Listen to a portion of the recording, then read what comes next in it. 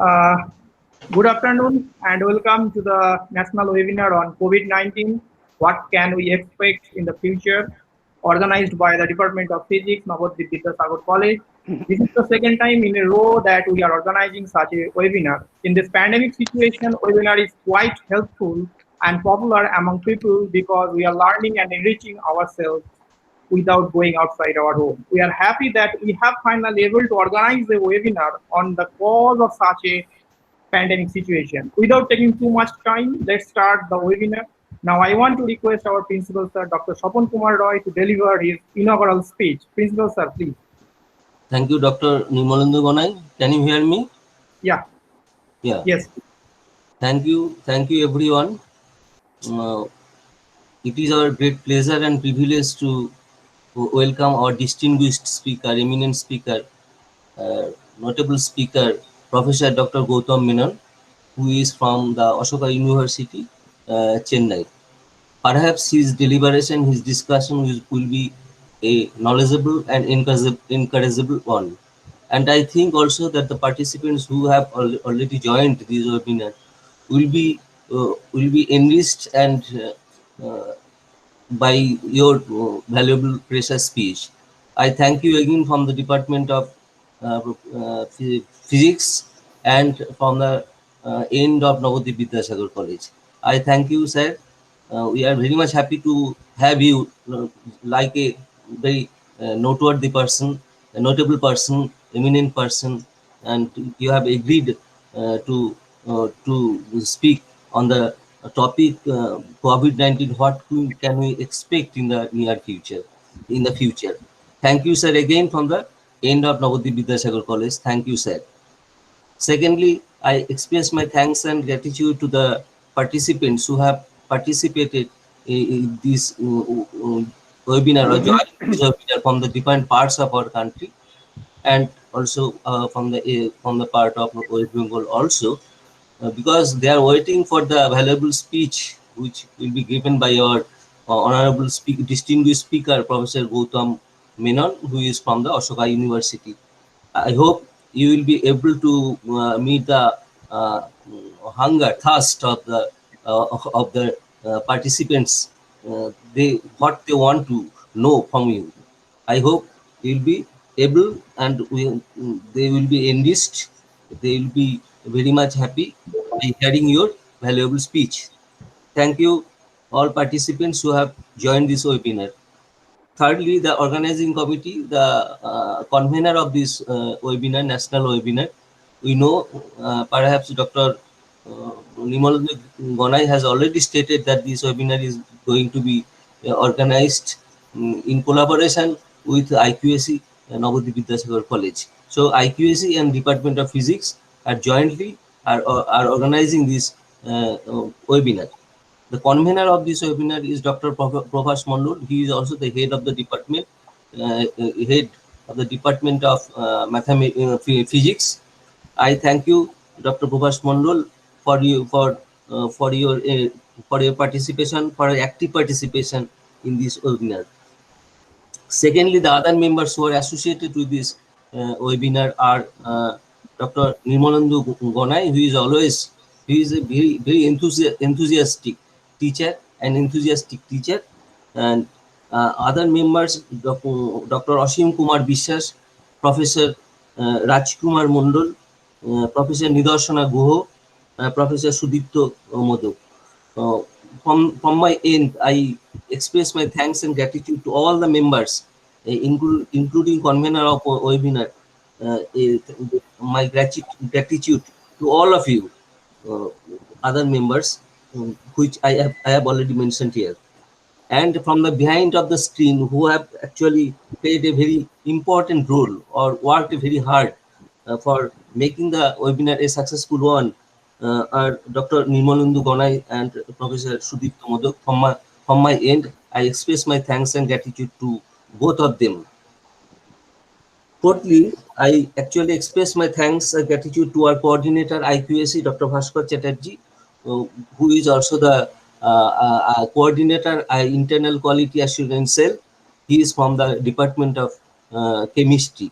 I thank Dr. Bhaskar Chatterjee, who is always with us, who actually gives his inspiration to us. We are inspired by Dr. Bhaskar Chatterjee, IPSC coordinator. Last but not the least, the president of our governing body, Sri Biman Krishna Saha. He also always inspires us. His inspiration is always with us. I thank our honorable president governing body, Biman Krishna Saha. Again, I thank Professor Gautam Menon, Ashoka University, Sonepat and IMSc, Chennai. I thank you again, sir, for being with us. Thank you, sir. Thank you all. Over to Dr. Nimalandu Gonai. Thank you, sir. Now I request Dr. Prof. Mondal, Head of the Department of Physics, Nabadwip Vidyasagar College, to deliver his keynote speech. Prof. Please. A respected principal of our college, distinguished professor, speaker, Professor Gautam Menon, all the respected professors and teachers of different colleges and schools, students and research scholars, I welcome all of them for participating on this digital platform. The Department of Physics of Nabadwip Vidyasagar College has arranged this national webinar entitled COVID-19, what can we expect in future, keeping in view the alarming situation arising due to the outbreak of the pandemic COVID-19 all over the world. As a result, it has severely affected the direct teaching learning method in the academic world. The only alternative to reach to the students in this emergent situation is to use online or digital platform. The objective of this webinar is to alert the students and others about the pandemic COVID-19. As a common man like me, I wish to know how long it will prevail and what is stored in future for us due to this severe disease, whose remedy is still unknown to us. At present, our country is now in third position in respect of the rate of infection in the world. Lakhs of people have died of this pandemic COVID all over the world, and about 1.20 crore people are affected till now. In our country, it is increasing by leaps and bounds day by day. The rate of infection is far greater than the rate of recovery of the disease. Under this situation, the theme of our webinar is quite relevant, and the distinguished speaker, Professor Gautam Menon, who is associated with the Ashoka University, Sonepat, and Institute of Mathematical Science, Chennai, will elaborately explain the theme by his valuable speech. Hope all of us will benefit from his valuable talk. Lastly, I sincerely wish to thank our respected principal for his encouragement to arrange this webinar.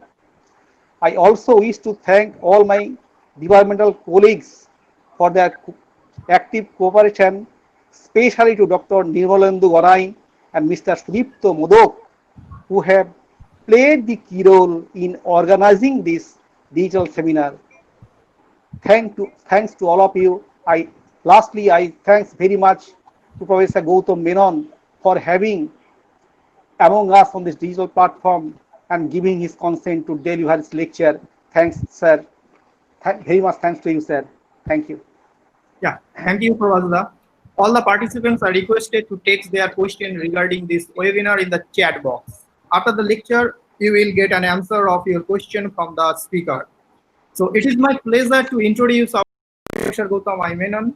Gautam Menon is a professor of physics and biology at Ashoka University and theoretical physics and computational biology group at Institute of Mathematical Sciences, Chennai. He is currently an adjunct professor in the Department of Biological Science at Tata Institute of Fundamental Research, Mumbai. He completed BSc Honors in Physics from St. Stephen College, Delhi, MSc from IIT Kanpur, and PhD from Indian Institute of Sciences, Bangalore. Following postdoctoral research work at Tata Institute of Fundamental Research, Mumbai, and Simon Fraser University, Canada, he joined Institute of Mathematical Sciences, Chennai. His research work, spread over approximately 80 papers, covers a range of areas in both physics and biophysics. He was awarded DST Fast Track Fellowship for Young Scientists in 2002 and the Swarna Jayanti Fellowship of DST in 2005. He was named as a DAE SRC Outstanding Research Investigator in 2010 and Outstanding Referee by the American Physical Society in 2012, as well as recognized as an outstanding reviewer of the UK-based Reports in Progress in Physics in 2016. He was a visiting professor at the Mechanobiology Institute and Department of Biological Science at National University of Singapore in between 2011 and 2013. He was elected as a Fellow of National Academy of Sciences India in 2019. He works on a number of biophysical problems, including nuclear architecture, axonal transport, collective cell migration, and cell adhesion. The modeling of infectious disease and its implication for public policy is his current research interest. Now it is time to request our honorable speaker, Professor Menon, to start today's lecture. Sir, please start. So let me thank the college and the Departments of Physics and the Quality Assurance Cell for this very kind invitation to speak here to all of you. I'm very grateful for this invitation. I will now begin by presenting my talk. So let me just locate it first. Okay, can you all see the screen? Can you all see the talk that I'm showing you? Okay. Yes. So what I want to do is to talk to you a little bit today about COVID-19 and what might happen in the future with COVID-19, what we might expect from COVID-19 in the future. And to do this, I will first have to tell you a little bit about what the disease is. What is the disease called COVID? What causes it? In this case, we know what causes it. It's a coronavirus. Its official name of this virus is SARS-CoV-2. And for simplicity, because you're all used to this particular term, instead of saying SARS-CoV-2, I will just refer to it as the coronavirus, because that is the usual term by which we understand it. A pandemic is a global outbreak of disease. It's a global disease epidemic. Examples of pandemics in the last 100 years include Spanish flu. We'll talk a little bit about Spanish flu. And the other pandemic, again, spreading across multiple countries, which is what we mean by global, is HIV/AIDS. There have not been really, apart from H1N1, similar pandemic scale diseases across the entire world. Apart from, there have been some epidemics, for example, of flu between the 1950s and the 60s. And certainly Ebola spread to more than one country in the mid-70s, and especially now over the last 10 years. But really, the situation of a disease that can take over about 220 countries at the moment, such as the coronavirus has done, the COVID-19 has done, is a very unusual situation. Hollywood has been very interested in describing diseases. Also, there are Indian movies, although not too many of them that are centered around disease. So two Hollywood movies, one is Contagion. It is a well-known, very well-known movie, which I can recommend to you. The other is an Indian movie, a Malayalam movie called Virus. It sort of looks at similar issues. So let's start with talking about the one very serious and major pandemic of the last 100 years. So this is the influenza pandemic. It's called the Spanish flu pandemic, which swept the world between January 1918 and December 1919. So a period of roughly 2 years. It was called Spanish flu. And here you can see a picture of a ward of Spanish flu patients. Spanish flu infected around 500 million people. It's a huge number, and of the population of the world at that time, this is about 25% of the world population. So when we talk about a pandemic disease, this is the sort of scale that we want to talk about. We want to talk about it infecting 10%, 20%, 50% of the world population before it dies out. As a consequence of this infection, about 30 to 50 million people actually died. So this was a very serious infection in terms of mortality. It both infected lots of people and lots of people actually died. What's a little less well known is that around 50 to 20 million people died within India alone, roughly 5 to 10% of our Indian population. So this was hit India particularly hard. In fact, the death toll was largest in India than anywhere else in the world. If you look to this century, and if you look at the major diseases of the century, this is shown here in a scale that goes up here. So the earliest part of the century, we had SARS between 2002, 2003. Then we had H1N1, which was related to Spanish flu, a type of influenza, in 2009. Then we had MERS, a little less well-known, Middle Eastern Respiratory Syndrome, between 2012. And in a sense, it's still ongoing, but it hasn't spread across the world. It's mainly confined to a small set of countries around Saudi Arabia. Then there's Ebola, started in 76, 2013, 2015, 2019. Currently, there is an ongoing Ebola epidemic. And of course, COVID-19 was started very late December of 2019. You can see this arrow keeping on going up, which means that we do expect more and more that there will be more diseases that we have to worry about. Having diseases is a fact of modern life. It's a fact of all of human life that there will be diseases that affect us from time to time, and we have to figure out how best to deal with them. So of the diseases that I told you about here, SARS, MERS, and COVID-19, they're all in similar colors, and that's because they're all caused by the same type of virus, in this case, the coronavirus. It's called a coronavirus because it's very characteristic crown-like shape that you can see in the picture to the right. You can see these little spikes. So this is a picture of the virus. The virus consists, in the information inside the virus that enables it to duplicate is contained in a string of RNA that is tightly wrapped inside a coat of protein and a coat of lipid. This is a coat of fatty molecule with little proteins sticking out of it. The protein that stick out of it are called coat proteins in this particular case. A spike protein is what is very characteristic of this. And if you take a slice of the coronavirus, it looks as though it's a crown with many things that are poking out of it. So that's why coronavirus came, the name came. All of these diseases lack any treatment or any vaccine currently.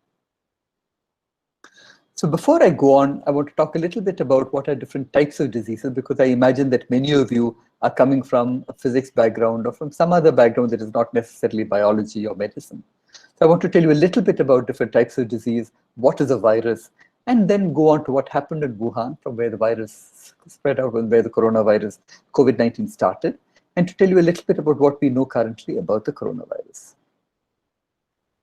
So let's divide diseases into two types. One type is an infectious disease, and the other type is a non-infectious disease. We know that infectious diseases are all caused by some kind of microorganism, a bacterium most commonly, or a virus, or a parasite.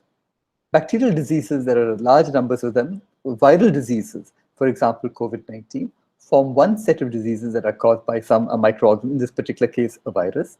But there are also parasitic diseases, for example, hookworm, that belong in the infectious disease category.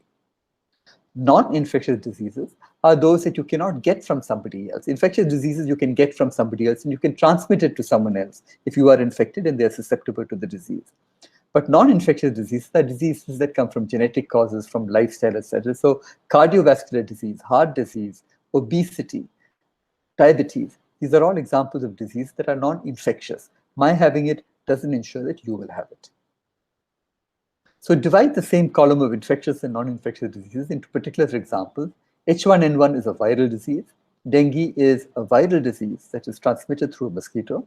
Malaria is a parasitic disease. Influenza, which is a flu, is a viral disease. Tuberculosis is caused by a bacterium. MERS is caused by a virus, and SARS. MERS and SARS I mentioned earlier. Both of these are viral diseases. And as I said, both of them, in addition to the coronavirus, are also caused by the same class of viruses, a coronavirus. In the non-infectious disease column, I have diabetes, anemia, cancer, arthritis, and obesity, as well as many others. The distinction between a bacterium and a virus is that you can see bacteria under a regular microscope that you might get in a lab, for example, in your university. Viruses are much smaller. So viruses you cannot see under an optical microscope. You need very specialized microscopy, typically electron microscopy, to be able to see viruses. So here are pictures of bacteria on the left and a virus, a coronavirus, on the right-hand side. Bacteria are living organisms. They can survive on their own. They multiply very rapidly. And when you fall ill with a bacterial infection, it's your body's response that really makes you feel ill. It's the immune response of your body that makes you feel ill. Your fever, your hot flushes, your coughs, etc., are a consequence of how your body responds to this infection. Antibiotics attack bacteria. They have no effect on viruses, which is why any antibiotic that you take is going to be completely useless against COVID-19 or caused by the coronavirus. Viruses need cells in order to multiply. They multiply very rapidly inside cells. They might burst open the cell, or they might just bud off the cell. And budding off the cell is what the coronavirus does. And then from there, they escape and they infect other cells. And remember that antibiotics are useless against viruses. So if any doctor tells you that you should have an antibiotic for COVID-19, the answer is no. It can have no effect on COVID-19. So now the question of why aren't we constantly falling ill if all of these microorganisms, bacteria, viruses surround us all the time? And the reason is that we have a very profoundly developed immune system which protects us from disease. And any prior contact with a virus or with a bacterium helps the immune system recognize it when it comes again the second time. So the use of the vaccination is to prepare the immune system, to prime the immune system to be able to deal with the infection when it actually comes, when it comes in reality. How do we get infected with a virus or a bacterium? And again, this is important to understand when we think about the coronavirus, of how does this infection actually proceed? Viruses and bacteria move between humans both directly and indirectly. So direct contact is shaking someone's hand and then wiping that hand upon your face or wiping your eye with that. Indirect contact is when someone, for example, opens a doorknob, look in the second picture, and you come by later, touch the same doorknob, and then wipe your face or your mouth with that same infected hand. Droplets is a common way in which it is believed that COVID-19 is transmitted from person to person. When someone sneezes, they emit fine droplets, some often too small to see, which someone who is passing by can inhale into their chest and thereby get infected. The airborne route, which is like the droplets, these droplets tend to be either heavy enough so that they drop to the ground within a matter of minutes, or they can be light, they're called aerosols, in which case they can stay suspended in the air for some time.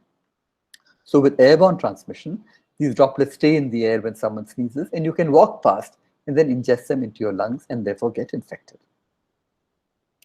Some diseases come to us from animals. For example, bats and poultry are one source of viruses. These are natural hosts for their viruses. So what is called a spillover event is when a virus moves from a natural animal host into a human host. The SARS, MERS, and COVID-19 are all examples of viruses that come to us from the animal kingdom. Their primary host is believed to be a virus, to be a bat, and from the bat they move to some intermediate animal, a camel most likely in the case of MERS, and over here it's not very clear, but perhaps a civet cat in the case of SARS, and for COVID-19 the intermediate animal may have been a pangolin, we don't quite know. So what's the story behind COVID-19 and where did COVID-19 start? This whole story started on December 31st, 2019, when the World Health Organization was informed by the Chinese authorities of an outbreak of what is called pneumonia of unknown cause in Wuhan. Wuhan is the 7th largest city inside China and has 11 million residents. So Wuhan is already bigger than Bangalore, bigger than Hyderabad, bigger than Chennai. It's about the size, a little bit smaller than Bombay, Delhi, Kolkata. Okay, so that's a scale. It's a large city. It's the 7th largest city inside China. Already throughout December, hospitals in Wuhan had been seeing cases that looked like pneumonia throughout December, which they were unable to diagnose. Finally, it was figured out that this was viral pneumonia. I remember earlier I had said pneumonia is caused by a bacillum, a bacterium. But this example is one in which they could not find a bacterial cause for pneumonia, and they finally found that it had to be a virus. But then the question was, which virus was actually causing it? It took a few days to track the virus, but meanwhile, another interesting feature of this data was noticed, that many of these infected patients seem to have some contact with the seafood market, the Huanan seafood wholesale market inside the city. So that is one clue that this may have come from some animal inside the market, which then moved from the animal to the human being later. The World Health Organization was informed on the 31st of December. The seafood market was closed on the 1st of January. By the 4th or 5th of January, already it had been identified, the causative agent of the disease had been identified as the coronavirus. The first death in China happened on the 11th, and between the 10th and 11th was the first time that the DNA sequence, the RNA sequence inside the virus was actually decoded. This was very, very fast by any standards. On the 23rd of January, Wuhan city was completely quarantined. By the 30th of January, the World Health Organization, which had been informed initially about this, declared this a public health emergency and national concern. On the 30th of January, we saw the first Indian case, which is a group of students who had come back from Wuhan. So the first student reported COVID-19 positive on the 30th of January. By the 4th of March, already we were screening all international passengers to India. And about a month later, all international traffic was shut down completely. So what were the symptoms that patients reported with originally in China? The main symptom was a dry cough.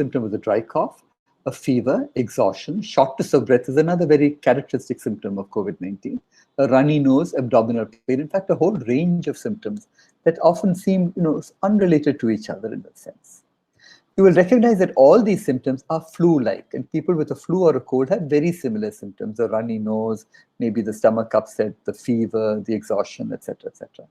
But these are caused by different sets of viruses, which means that you cannot identify the disease itself by the symptoms alone. You have to have some other way of doing it, of identifying the causative agent of the virus. For that, you need lab tests. So let me summarize what we know until now about COVID-19. First of all, COVID-19 until now is known to be untreatable. There is no medicine available. There is no vaccine available. This disease can kill people, so sometimes it's fatal. Most people will actually survive with nothing more than a mild discomfort. But in a small fraction of patients, those who already are ill with something else, typically are diabetic or elderly, this can be fatal. It's transmitted from person to person, typically through a respiratory route, that is through the droplet route, as far as we understand at the moment. This is an infectious disease, therefore it can move from person to person, from an infected person to a non-infected person. And that is why it has the status of a pandemic at the moment. It has spread now to many countries of the world. So here are some pieces of information about the disease. First of all, most infections are actually fairly mild. And in this case, more than 80% of people infected COVID-19 will have a very mild form of the disease. It's also interesting that apart from this, you have maybe 1/3 of people infected with this will show no symptoms at all, as far as we understand it. These are called asymptomatic carriers of infection. We go on from here. I've been telling you about the nature of the infections that are caused by the disease that is caused by the coronavirus. So as I said, most infections are very mild. More than 80% of people infected with the coronavirus will actually show mild symptoms at all.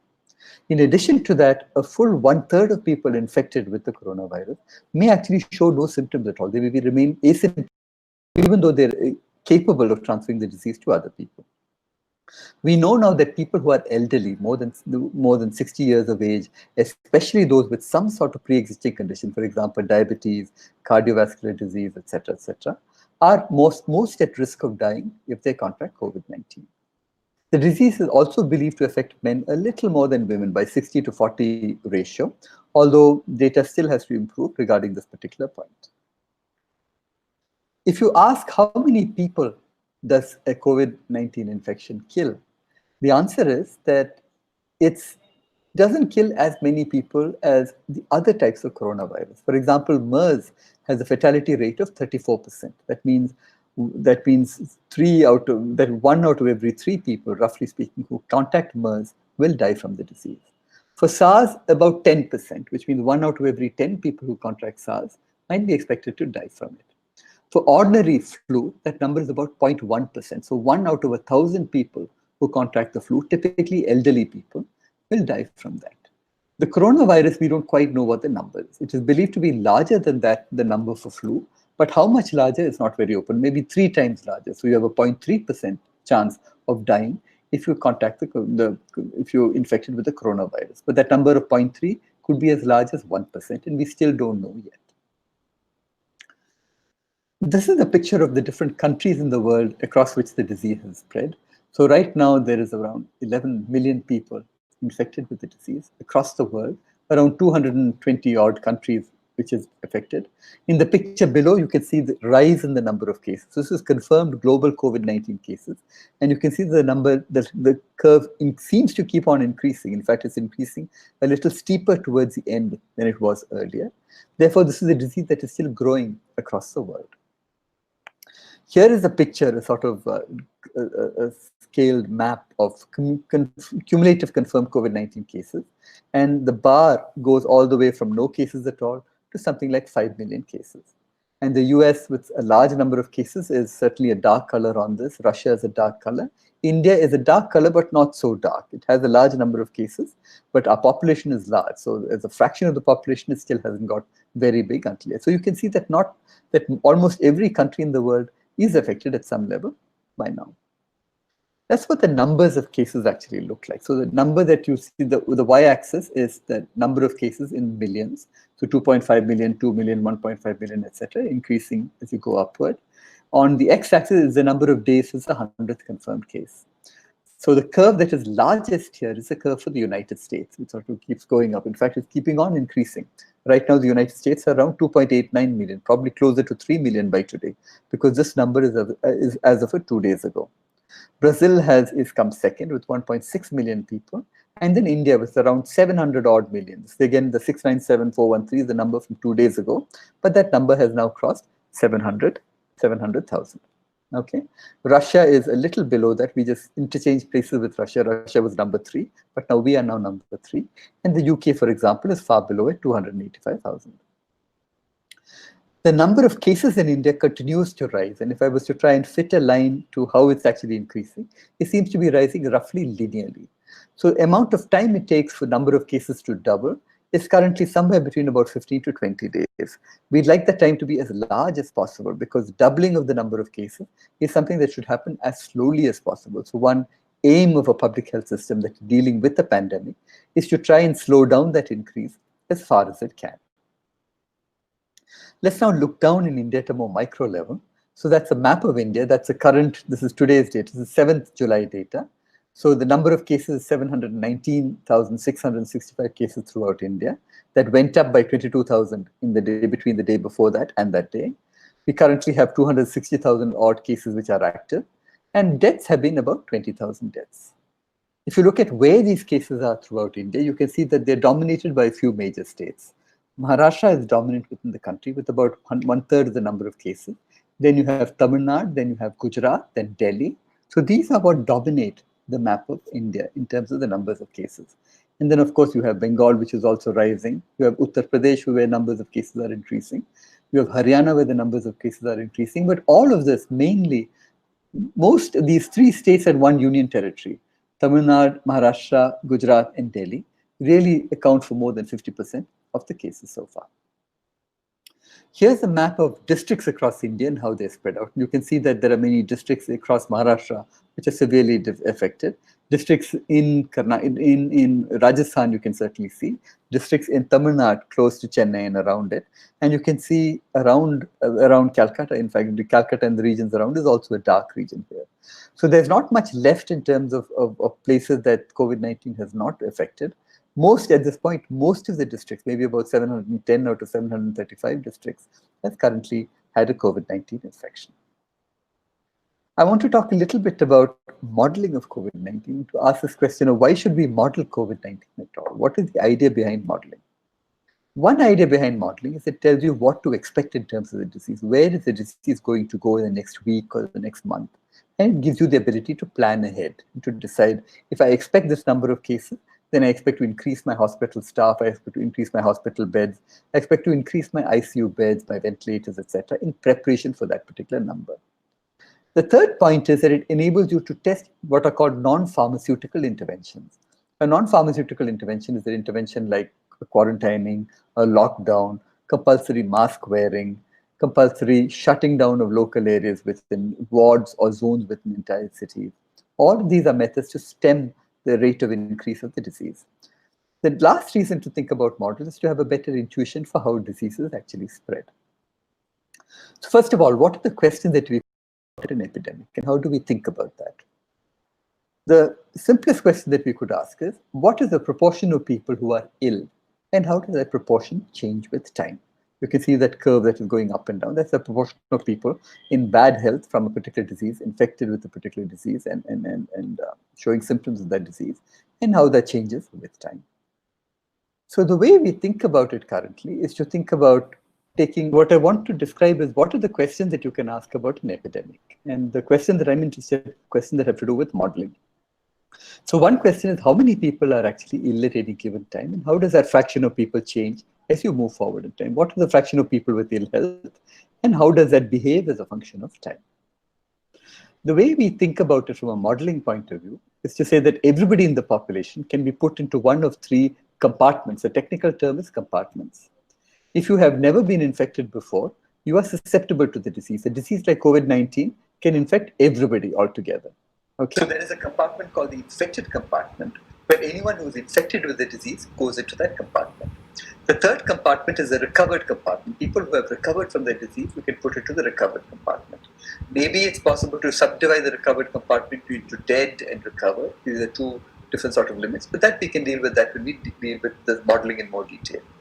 So now you can imagine taking people from the susceptible compartment, moving them to the infected compartment when they get infected, and moving infected people when they recover to the recovered compartment. So the sequence in which you transfer people between compartments, the flows between compartments, is what the model is interested in. So the flows are described by these arrows: susceptible going to infected, going to recovered. In time, everybody who's infected will doubtless recover, or they might die from the disease, in which case removed is probably a better word than recovered. But the important thing is the interaction between infected and susceptible people. Because on their own, susceptible people are not going to get infected. I need susceptible and infected people to come together, which is an interaction between the susceptible and the infected compartment, in order for people who are susceptible to become infected. So that interaction is described by this dotted arrow that points from the infected to the susceptible. All that arrow says is that in this way of thinking about it, the susceptible individual needs to come into contact with an infected individual to become infected. The more the number of infected, then the more the number of susceptible they can infect. That is this understanding that we can write down in the form of mathematical equations.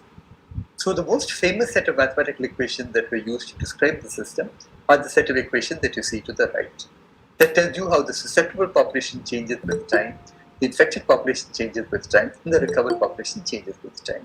Okay, so these will tell you how the numbers in each of these compartments are changing as a function of time. And given the solutions of these complicated equations, we're able to understand what might happen to a particular disease. So note that two quantities appear here. One is the Greek letter beta, and one is the Greek letter gamma. Here's one example of the use of those equations. And that shows you how the number of infected people changes as a function of time. So on the x-axis is weeks, on the y-axis is the number of infected people. You can see black dots here. So those are actual numbers of cases. And then you can see a solid line with little white circles connecting. And that is a theoretical model. And you can see that the clinical measurement, the hospital measurements of number of cases, actually fits fairly well, even though it's very, very complicated, the system, the line that the theoretical picture attempts to draw.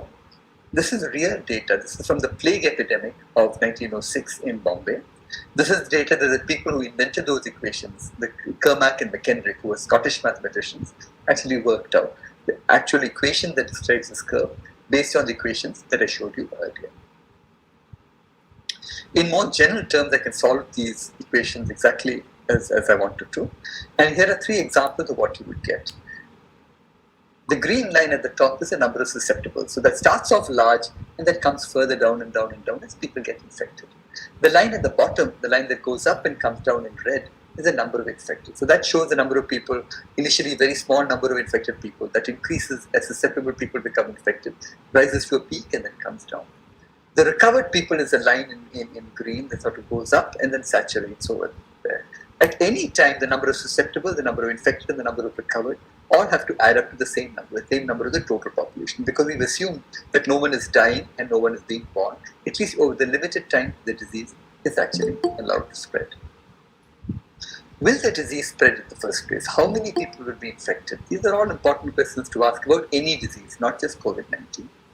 The answers to all of these questions depend upon one number, which is called the basic reproductive ratio. This is a very important number in epidemiology. It's a very important idea in epidemiology. And this quantity is called R0 or R0. It's very, very fundamental to the way we think about how diseases actually spread. R0 answers a simple question of, given one sick person, and assuming that everybody else is susceptible to falling sick with the disease, how many people on average does a single sick person infect, a single infected person infect? The this average number is known for a bunch of diseases. For Ebola, the number is 2. For swine flu, the number is 2. For HIV, it is 4. For smallpox, it's 7. For measles, it's very high. It's 18. That means even if you have one person infected with measles, they can transfer it to, on average, about 18 people in the room, which is why measles is a childhood disease. It spreads very fast among children.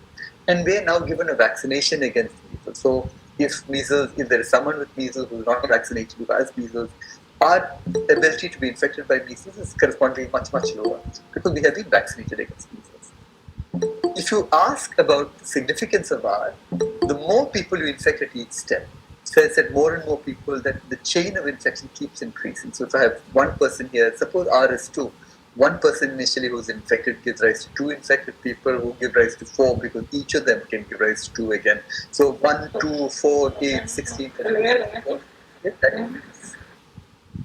If R equal to 1, on average, for every one infected person, they will infect one other person. So that's a case where the disease stays pretty much static within the population, with infected numbers neither increasing nor decreasing. If R is less than 1, then the disease dies out in the population because at each step, you're infecting fewer and fewer people. For the coronavirus, R naught is believed to be somewhere between 2 and 3. So it's a little better than, for example, Ebola, a little worse than Ebola, much better than measles. So it's not spreading that fast. Nevertheless, the numbers keep increasing. So this is a disease that is going to spread. It's an epidemic disease. R is an interesting quantitative because it's determined also by the properties of the disease as well as social properties, how people interact with each other. Because of the lockdown, because of social distancing, etc., currently R is much smaller than the expected value of somewhere between 2 and 3. Our best estimate is somewhere around 1.3 to 1.4 at the moment. So these measures have been somewhat successful in reducing that number. Sir, can you please repeat what is R and R0? Some people are asking because they came so later. I can repeat R. Yeah, so R is the idea of R and R0 I will use in the same way. It basically means if I have one infected person and everybody else is susceptible to the disease, how many people on average are infected by the disease? If I think of swine flu, for example, for every one person infected with swine flu, they will transmit the disease to 2 people on average. That is the idea behind it. Here is the picture behind it. And this says that suppose, look at the extreme left for R greater than 1. If R is greater than 1, the one person that you have initially was infected will pass the infection to 2 people, who will pass the infection to 4 people, who will pass the infection to 8 people. So the number of people who are infected will keep increasing with time. If R equal to 1, for every one person who is infected, they will infect one person on average. So the disease is not dying out. It's not increasing, it's not dying out. It basically stays at the same level within the population. It's only if R is less than 1 that at each step you tend to infect fewer people. So initially you may have 10 people, then that comes down to 5, may come down to 2, may come down to 1. So that's a signal that the disease is going out of the population because the number of people infected at each stage is actually coming down.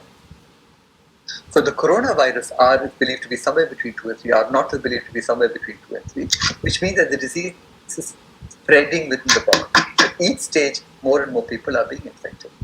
R is determined by many factors. Some are biological, some also have to do with social interactions. So the lockdown prevents the disease from spreading. Any type of measure such as mask wearing prevents the disease from spreading.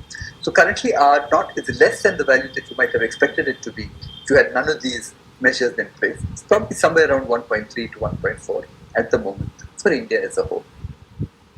A somewhat more complicated model than the simple SIR model is something called the SEIR model, where between the susceptible and the infected states, there is something called an exposed state, where you are exposed to the infection, and in that state you can infect other people, but you are not completely through to the infectious stage where you begin to manifest symptoms.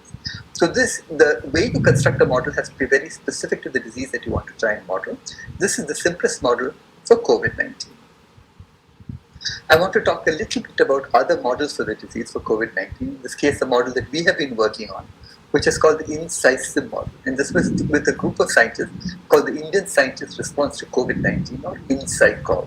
So www.insightcov.in, I think, is Indian is a website at which you can go and look at all of the work that this group has been doing. One part of that work has to do with modeling. What the modeling group does is to replace the SEIR, which I said was a standard model, by much more details about how people actually fall ill when they infected with the coronavirus. Some people stay asymptomatic, that is to say they're moved to an exposed state. They move to a state in which they can infect other people, even though they don't show symptoms at all, and then they recover.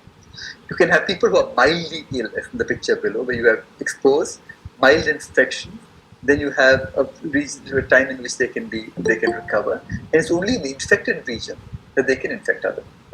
For severe people, you can go from the exposed to the pre-symptomatic case to a severe symptomatic case, and then maybe even be hospitalized at the end of it, and then recover. For people who are critical patients, they are exposed, they're pre-symptomatic, they're symptomatic, they go to hospital, but then they can either die or they can recover. And usually these are the patients who will require an ICU unit, who will require a ventilator, etc., because they're critical patients. This is the website that I told you about, the Indian Scientific Response to COVID-19. So the work that we have done is a group of reports on that website. So I encourage you to go and find out what is the work that these scientists have done. There's a lot of material that is intended for the general public. So if you want, it's also in multiple languages, including Bengali. So if you want posters, if you want information, if you want answers to questions or FAQs, etc., all of these you will find on that particular website. There's also on the modeling teams group, there's also what is called a dashboard on which you can run some of the models that I told you about. One of the models that I told you about, the complicated model with all of these different states inside it, the hospitalization, the dead state, the severely infected, etc.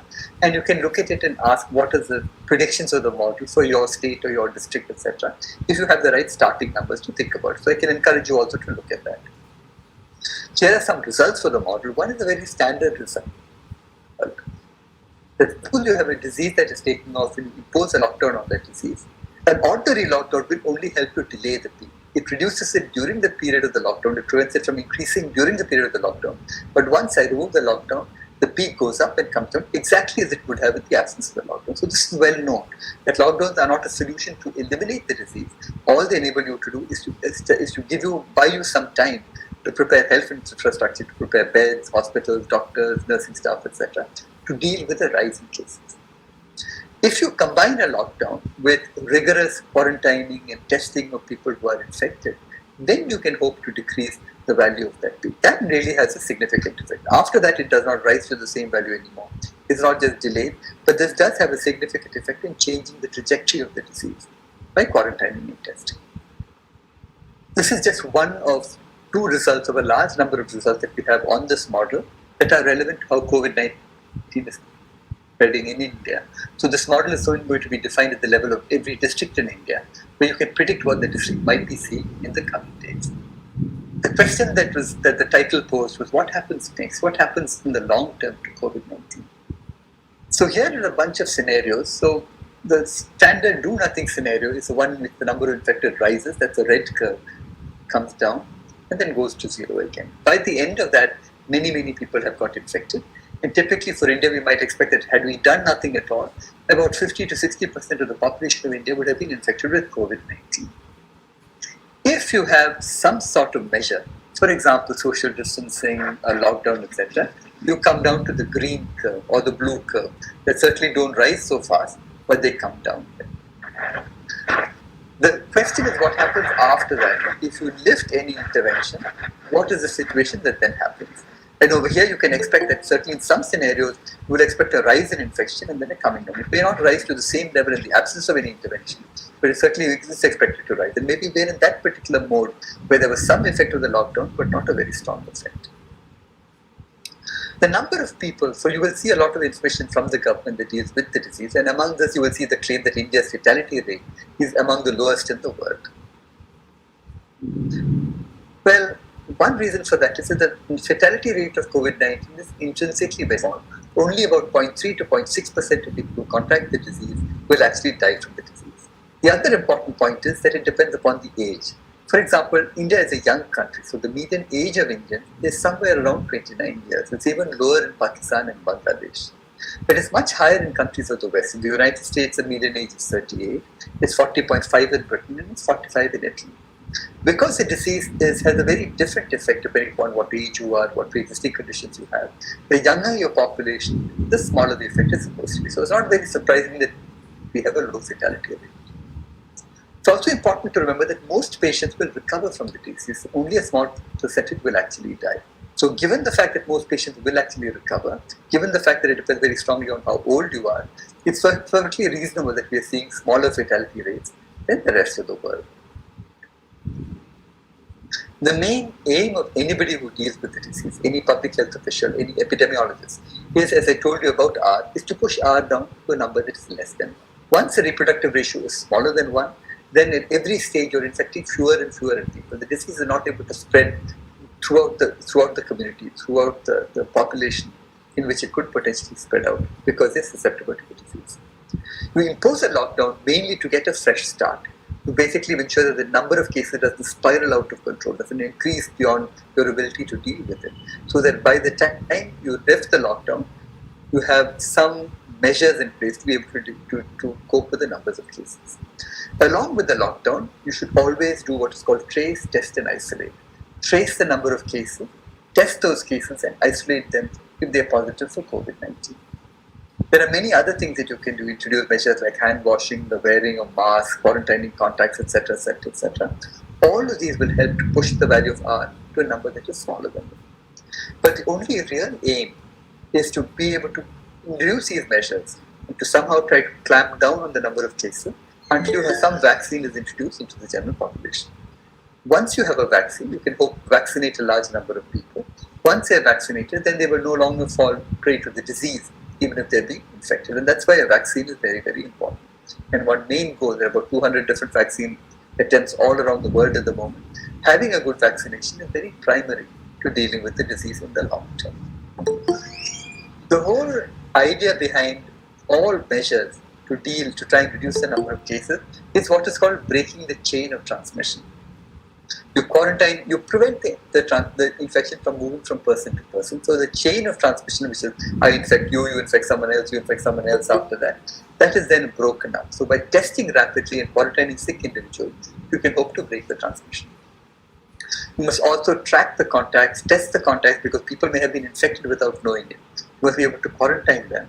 Restriction on movement is very important to ensure that people don't infect other people arbitrarily. You always control who are the people who are contacting other people, so that if someone is infected, you have restricted the number of people who they can actually infect in turn. For infected people, there is very little that you can do because, as I said, there is no medicine. The best that you can do is supportive treatment, make sure that you provide ventilation for the more serious cases, but otherwise just allow people to recover in a situation where they're isolated and they're prevented from infecting other people. Of course, the priority is to devise tests that are rapid and accurate so that you can find out who is ill right at that point and obtain a drug if a drug find can work as an important target to actually make for people who are more seriously ill. But of course, the final target is some sort of vaccine that we can give the general population. To reduce your own risk of COVID-19, what you should do is clean and wash your hands very often. If you are sneezing, then sneeze into your bent elbow like this, as I've shown you here, not into your hands, because it's your hands with which you touch other things. Your elbow doesn't touch too many other things, but with your hands, you sneeze into your hands, then you will wipe your hands on doorknobs, on doors, on surfaces, on staircases, etc. And then someone can pick it up from there. You should avoid touching your eyes, nose and mouth because these are the entry points for COVID-19. Even if you manage to touch something that a COVID-19 affected person has touched and you get the virus on your hands, if you wash your hands before your hands touch your mouth or any other surface on your body, if you wash it beforehand, then that will ensure that this is not transmitted to you. You should limit gatherings of people in public places as much as possible. Maintain a distance between them. So already there are rules from the government that says you cannot have more than 10 people to 20 people at weddings or at funerals, etc., or at any sort of social gathering. That's intended to prevent the spread of the disease from person to person. Avoid close contact with someone who is sick. By close contact means you ensure that they're isolated, that they're home isolated if they're actually at home. Ensure that they're given their food, etc. But direct physical contact, close enough so that something from them can transfer to you, you should avoid that as much as possible. So avoid contact with people who are ill. And if you have to have some limited contact, make sure that you're wearing a mask and you're not directly in physical contact with anything that they might actually touch. Clean and disinfect all surfaces that you touch. For example, the doorknob is one surface, staircases are another feature, desks are a third feature. So ensure that you reduce your contact with all of these and ensure that these are cleaned at regular intervals so the traces of the virus are removed from them. That's all I had to say, and I'm sorry that this was interrupted so many times. So what I did to sort of track back on what I described, I started by describing what a pandemic disease was. I said a pandemic is a disease that spreads across many, many countries together. I gave you the example of one particular pandemic, which is the Spanish flu pandemic of 1918, 1919. I told you about the pandemics in this century, starting off with SARS in the early 2002, 2003, to H1N1, to MERS, to Ebola, recurring again in Congo, and then finally to probably the biggest public health event of our lifetimes, which was COVID-19. I told you a little bit about the history of COVID-19, where it started from the fact that it came from animals, from a bat into a human being, and it spread very rapidly outside China, until a point where now 220 countries across the world are affected by COVID-19. We looked at the disease in India, and I pointed out that right now the hotspots are Maharashtra, Gujarat, Tamil Nadu, and Delhi in that order. But every other state in India is seeing increasing numbers of cases. So even in Bengal, where you are, you can expect the number of cases will begin to rise. Okay, so all possible types of precaution has to be taken to prevent that. I said the disease affects most people somewhat mildly, and in fact, some fraction of people may never show symptoms at all, even though they're capable of infecting other people. But the people who are most at risk are people who are elderly, who have an impaired immune system, and people who have impaired immune system for other reasons. For example, if they have cardiovascular disease, or they might have diabetes, which is again a disease that compromises your immune system, your ability to respond to infection. And it's all of these that you need to control. In fact, many of you are young. It's important that you don't carry the disease back to old people inside the house. That old people are protected as much as possible because they are at the most risk. I told you a little bit about models for the disease, the logic behind how you construct compartmental models for disease. And I told you about one model that I have been associated with, which is looking at COVID-19 inside India. Right now, it's the most detailed model that is available. And you can look at it, look at the webpage, look at the details, and try and run your own feeling, get your own feeling by running on the dashboard models that are interesting to your particular circumstance. Then we talked a little bit about the numbers around the disease, the fact that the government is saying that relatively we have the best mortality rates, etc. But then I pointed out that the logic of the disease itself, everything that we know about it, is consistent with those possible statements. What I wanted to spend some time was with the last few slides to tell you how you should yourself cope with this. Remember, it is important to wear a mask. It's very, very important to wear a mask. And this is something that you yourself should do, and you should encourage your friends and your family also to do. This is the single most important public health intervention to deal with COVID-19. I said prevent your sneezes, your coughs, etc. from getting to other places by ensuring that you either have a disposable cloth or something, or at the very least you cough into your elbow rather than into your hands. Avoid crowds, make sure that crowds don't form their as groups of you are not packed up close together. Stay away from public transport if public transport seems crowded. Avoid close contact with someone who's ill with COVID-19. And remember to keep surfaces around you, for example, stuff that you get from outside, from shops, etc., which other people may have touched. Make sure that they're clean and disinfected so that all your risk is correspondingly reduced. So with that, let me stop here and I can take a few questions, although it's already gone a little bit over time. And I will ask Professor Ganai to help with coordinating those questions. Thank you for your patience and thank you for your interest. Yeah. So all the participants are request if you have a question, please text in the Google Meet. All of you are here, I can see. So if you have any question, please text here. I can ask this question in front of you, and I am sure that you will get the answer from our speaker. So if you have any question, please text here.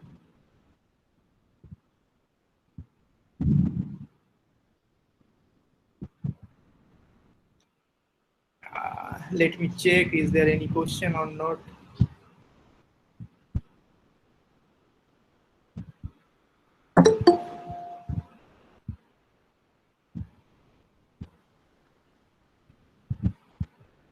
Yeah, one, oh, I got, actually I asked you, Orignopan at 4:58 p.m. So I already asked you, what is R here?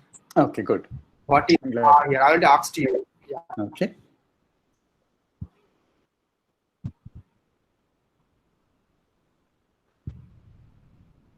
Is there any other question that you might have about what might be happening? Okay, let me check.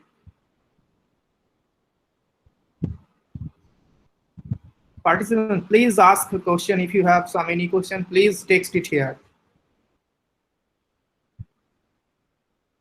I think there are already some questions. You want to start asking? I got there will be more. Anirban Mukherjee has a question here. Is there any genetic model for the COVID-19 effect in India? As far as we know, there's no real difference between the way COVID-19 affects Indians and non-Indians. In fact, in the UK, much of the Indian nursing population has been affected by people who are in close proximity to patients. And we don't think that there's any protective genetic effect for COVID-19 as far as India is concerned at the moment. Things may change as we learn more, but there seems to be no reason to believe that. This is a disease that is new. It comes from animals. It comes from bats in this particular case. It's new to the human, to all humans. So there's no reason to believe that some of them should have more immunity than other people. Another question is from Pavitra Mondal. When will peak happen in India? So he was asking about peak. That is a very good question. I think the best models that we have suggest that the peak will come in August. But the peak depends upon what measures that you take. So suppose tomorrow there was another very strict lockdown, then the peak will shift. So assuming that things now go on as they are, we might expect that end August, mid-August to end August is where you might actually see a peak. And more than the peak, the question is what happens after the peak. You might see some increase in cases and then it will come down. But then the question is, will it come down all the way like that nice curve that went up and went down? It's more likely that it will come down very, very gradually. And what you will see is very small outbreaks in different cities as time goes on. So for it to come down significantly may take something like many more months, maybe until sort of January or mid-year of next year might be a reasonable guess. So right now we don't know enough about the disease. The best model that we have say the peak will probably happen in around the middle to the end of August. But beyond that, it's all a very great question mark. And the main fear is that it will start in the cities, go to the villages, come back to the cities, go to the villages. So you'll have many, many outbreaks that prevent it from coming down decisively once. This is a large country, and already we are seeing it's now in the cities. So the next step will for it to go to more remote areas and to more remote districts. I already missed a question. The question from Nandita Devnath. The question is, when the vaccine will be invented? Already people are working very, very hard on exactly this question. And there are if you look at the history of vaccines, the fastest vaccine that has ever been developed took 4 years to develop. And vaccines sometimes take somewhere between 30 and 60 years often to develop, at least in the past. Because now our science has advanced to such a large extent, it's possible for us to even think about developing a vaccine within 12 to 18 months, which is a reasonably conservative estimate for how much time it might take. Because there are so many groups, as I said, 200 groups across the world, including many groups inside India, who are working on a vaccine. The Bharat Biotech in India is working on a vaccine at the moment, and we'll have to see what happens. The difficulties with vaccines is that you must process vaccines to first find out, are they safe for human beings to have? What is the dosage? Are they protective against the disease? All of these questions can only be answered through what are called clinical trials. And there are many different phases, phase 1, phase 2, phase 3 for these clinical trials. And it's only at the end of these, when you both establish that it's safe, as well as it has an efficacy against the disease, only then are you allowed to release it to human population. That unfortunately takes time to develop this enough data to make sure that there is not some side effect that happens in 2 months' time or 3 months' time, that the whole process of testing a vaccine takes a long time. I don't think that, I think in the best case scenario within a year, probably more like 18 months to 2 years would be my best guess. Yeah, I think people are asking because of this vaccine, which may be coming on 15th August. Yeah, that is not going to happen. I think that the government made a mistake by announcing it in that form, because it is not possible to have the safety tests that are required to go to phase 1, phase 2, phase within that time scale. Yeah. Next question from Dipankar Das. When this pandemic will end and how? So that's what I answered a little earlier. We don't quite know how it will end, because India is a very big country. Right now, the pandemic is mainly in the cities of India. It's in Kolkata, Bombay, Chennai, Delhi, Ahmedabad, and cities. But we now expect, since now many of the migrant laborers have gone back to distant parts of the country, you have people moving between the cities and the districts that the rural districts. We expect now that it might take root within the rural areas. So the epicenter of the pandemic will shift from cities to more distant parts in the rural regions of India. And then maybe from there it will move back to the cities. There may be some back and forth. So it may not come down very nicely and cleanly. It will go up and then sort of stay for a long time. We don't really know how long that will stay up. And my guess is at least something like 6 months, more than 6 months it will take to see any significant reduction, a huge reduction in the number of new cases. You may see a peak, but that peak will not come down very fast, would be my feeling. Okay, a question from Arnav Ganguly. Will a vaccine be ever developed for COVID-19, seeing that there is no vaccine for common cold virus? So these are different viruses. The common cold virus is a virus that comes in different pieces, so it can reassort in very complicated ways. It's a segmented virus. The virus here is actually a relatively simple virus that doesn't change very much. It has an automatic proofreading mechanism inside it, and it's among coronaviruses, this is relatively more stable in the sense of not having large numbers of mutations. And these vaccines typically target a part of the virus that is not known to change much. It's called the spike protein, which sticks out. As I said, the coronavirus is a crown. So that little piece of the crown is what is called the spike protein. This doesn't change very much. So there is some hope that a vaccine that is developed might actually be effective over several years. But more than that, once you have the infrastructure and the methods for making one particular vaccine of a particular type, it may be relatively easier for you to adapt that should it change in some significant way, provided the parts that change are not the parts that are important to the recognition of the virus by the immune system. Next question from Sandeep Kumar Sinha. He is asking that how much affect the lower class labor now? Again, lockdown. I think he is actually asking about the lower class labor class or what they do.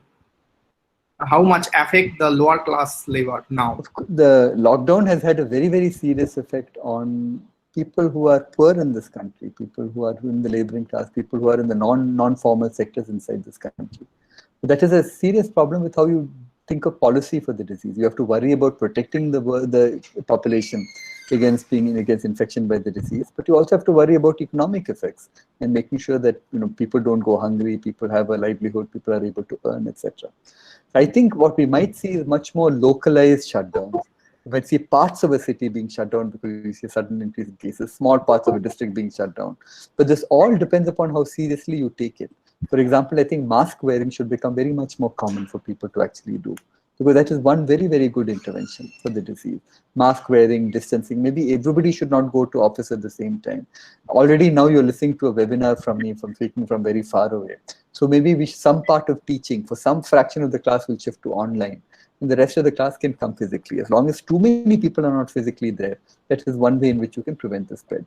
So we will have to think about new ways. Already many universities have changed their timelines, have changed their regular classes and so on. We have to see what is best. And in particular, as you said, for poor people in the lower economic classes, we have to worry very significantly about what we can do. And government has to act. For maybe one thing would be a universal basic income to protect those people who have suffered income losses and who are very marginal in our society. A good question. Here's the second question. Yeah, he has also another question. What is the possibility of vaccine development? As I said, I answered this earlier also, that I think a vaccine will be developed, but it will take time because vaccine development is a time-consuming process. I think the best case is within a year to 18 months from now. We hope, because so many people around the world are working on just this, getting a COVID-19 vaccine, there is some hope that we will have some vaccine in place and ready for clinical trials within the next few months, possibly even from India. But trials to test a vaccine to make sure that it's safe and it actually works is itself a time-consuming process that can take months. But let us hope for the best. So let us hope maybe 6 months to a year, we will have something that actually works, even though that would be an unusual case because, as I said, no vaccine has ever been developed over such a short time. Yeah. Next question from Konop Devnath. He is asking how I protect from coronavirus situation. You can protect protection yourself against coronavirus. The only way to protect yourself is to be as rigorous and careful as you can with the measures that I told you. You have to wear a mask, make sure that the mask is washed regularly, make sure that you you wear it correctly. It's no use having a mask if you keep pulling it down below your chin so that it has to cover your nose and your mouth. Along with that, it is not just enough for you to do it, but people around you should also get used to wearing a mask. And this, because you're wearing a mask protects other people as well. It not just protects you. So mask wearing is one very important part of it. Avoiding crowds is a very important part of it. Cleaning surfaces that people touch and being careful about what comes into your house, what you touch, what surfaces you touch is also another part of it. All of these things will help. It's possible finally that you will contract it, but at least you may have delayed that process by which you get it. And the disease has not spread to too large numbers. As I said, even though it is true that younger people are not so affected, there are some examples of younger people who have fallen very seriously ill and died. But your attention should be devoted also to the older people in your groups, in your families. It should be devoted to your faculty members who are older than you are. And making sure that you are careful also protects them. It's very important to protect the older people, people who are ill, immune deficient, people who have diabetes, people who have other types of health conditions. That on top of those health conditions, if you add the COVID-19, that is not a good situation. So effect should always be made to protect elderly people as far as you can. As far as you are concerned, take all the precautions that I've outlined for you. Wash your hands regularly, wear your masks, avoid crowds, tell other people to wear masks. With all of this, you can hope that maybe you will escape catching COVID-19. Yeah, but you are saying about the mask, but there is a lot of people are wearing different type of masks. Someone only single layer mask, 3-layer masks, N95 mask. So what will be the exact or the current understanding is that any mask at all is protective. Even a simple cloth mask that you wear helps to protect you and helps to protect other people. If you have a surgical mask, you can wear a surgical. If you have an N95, you can wear an N95. These all are different levels of protection, but at the very least, you should wear an ordinary cloth mask. Even something that you tie around that covers your nose and your mouth. Even that will give you some level of protection. Next question from Subhamkar Das. What is the basic difference between MERS and COVID-19? Between MERS and COVID-19, both are coronaviruses, but MERS is something that is fatal in 30% of the cases. So it's a much more serious disease than the coronavirus. But unlike the coronavirus, once you catch MERS, you show symptoms immediately, you're in hospital, your chances to give it to other people are somewhat restricted. The coronavirus is able to spread fast because many people have the disease and can transmit the disease to other people without showing symptoms. So they may themselves not know. You may have a slight cold, mild headache, tiny fever. You may not notice that you have been infected with the coronavirus, but you are potentially able to give it to other people. And that's a way in which a disease can spread much more rapidly. Other types of disease, MERS is one example where typically by the time you're infected, your ability to infect other people is reduced because you're already fallen very seriously ill. So you're typically already in a hospital. The people looking after you are already wearing protective clothing, protective masks, and so on. So your ability to give it to other people is less, which is why it just does not spread as fast as COVID-19 does. Yeah, from Dr. Komalika Hazra, the question is, do you think there should be another more strict lockdown countrywide to control the continuous increase in the number of cases? I don't believe there should be another lockdown countrywide. I think the last lockdown, I think we should have stopped with the first lockdown and then seen what measures we could have taken after that.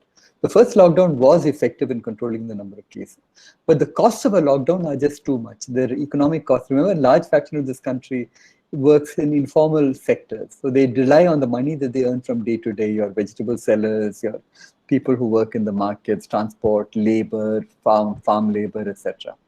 This has hit them very hard. So all India shutdown just doesn't make sense anymore. If anything, you should have much more localized shutdowns, parts of a city. Other parts of it, if it's not increasing too sharply, you can hope to control it by making sure that you identify patients, you test patients, and then you pull them out and ask them to quarantine. But in general, I would not think that an India-wide lockdown is a good idea anymore. We should not do that. We should be much more local in the way that we act. Okay. Next question from Subhamkar Das. He's saying that influenza and COVID both are RNA virus, but what is the basic difference between their spike protein? So I don't think influenza has a very characteristic spike protein, or at least one that is very important as far as vaccines are concerned. There is an influenza vaccine, by the way. and it's developed every year. Every year, the WHO calls a meeting of multiple countries in which they try to decide. They try to first understand what is the different types of influenza virus that is circulating, and can we make a vaccine out of that? So every year there is a vaccine.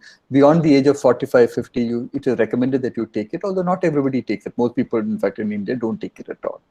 The spike protein for COVID-19 is very characteristic for COVID-19. It doesn't change very much. That is the point at which it attaches to cells, to a receptor called the ACE receptor inside a cell, and then latches on, and then the viral particle is released into that cell. Because it doesn't change very much, it's very characteristic of this type of coronavirus, one can hope to target that using a vaccine and hope that that vaccine will be effective. So that's the main idea today, to develop vaccines that target the spike protein of the coronavirus. And there are other approaches also, but this is certainly one approach that is very strong. Yeah, I got same question from two participants, Unuruddha Laha and Devasri Das. So question of Unuruddha Laha is, what is coronil vaccine?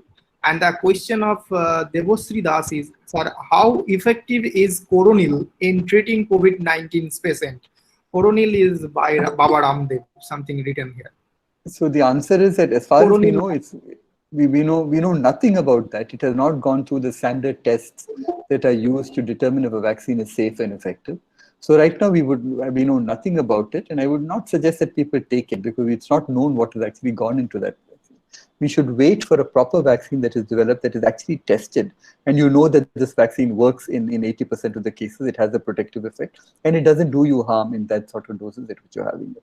Remember that medical and clinical science and vaccinology is now developed to a great extent. We have vaccines for many, many diseases that we did not have earlier.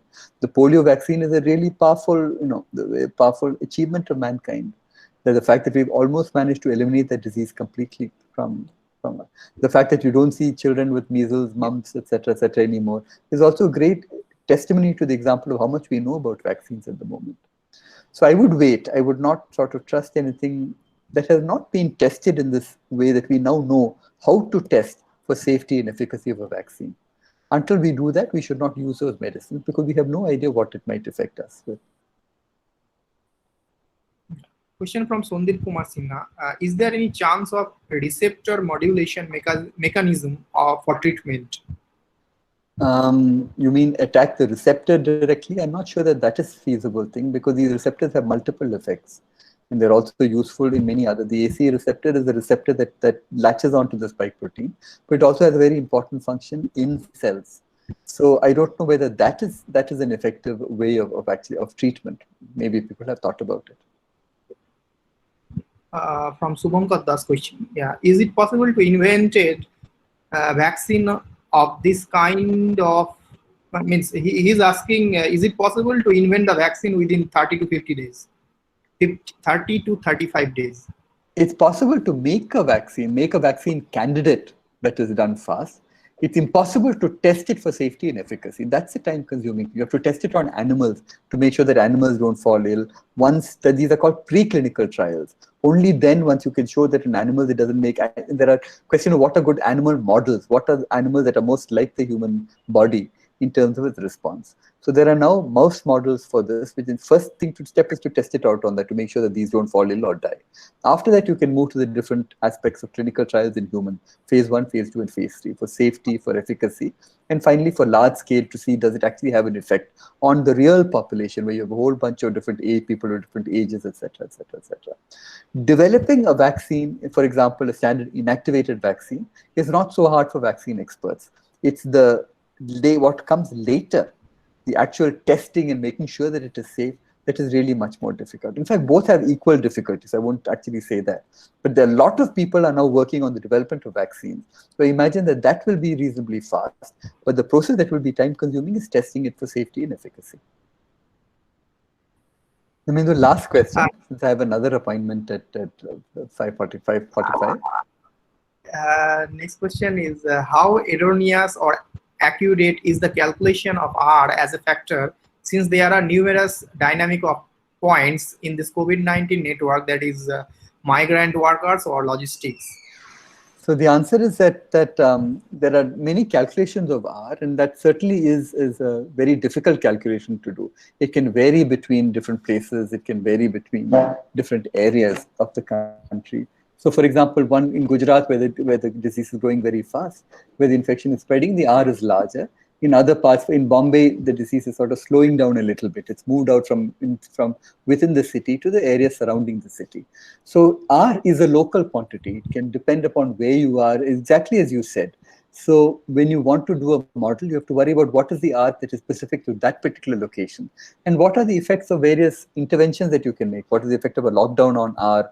What is the effect of mask wearing on R? All of these you have to be able to model and try and understand together. Another question is regarding the temperature dependence of COVID-19. We don't know anything about the fact. So right now we have just finished summer. It's now started the monsoon. We have seen no change in the way that COVID-19 is spreading. And there seems to be no significant, already we knew that earlier because even it was spreading in Singapore very fast, it was spreading in the US very fast. All of these have multiple climates, warm, dry, humid, etc. So it doesn't really seem as though there is any seasonal effect that you might expect for COVID-19. That's an important point. Some people had hoped that this might go away in the Indian summer, but certainly summer made no difference to this at all.